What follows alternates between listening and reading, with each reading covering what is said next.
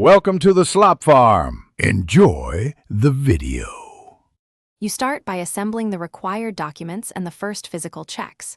Bring registration, ID, proof of ownership, and any bill of sale. This proves you are authorized to change plates.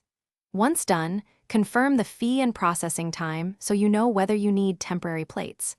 Make sure the replacement plate matches your vehicle's mounting dimensions, otherwise you'll need adapters. These steps avoid delays and ensure the agency accepts your application on the first visit.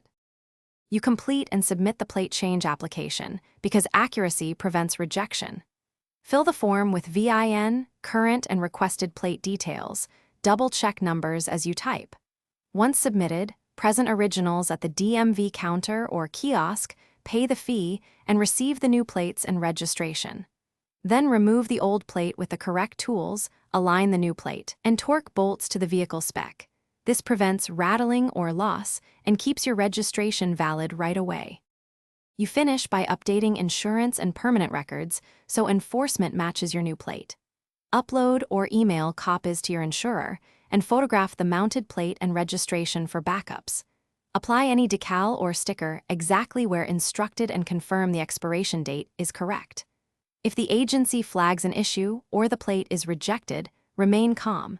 Request a supervisor review, retain all receipts and forms, and ask about expedited correction. This preserves your legal standing and speed.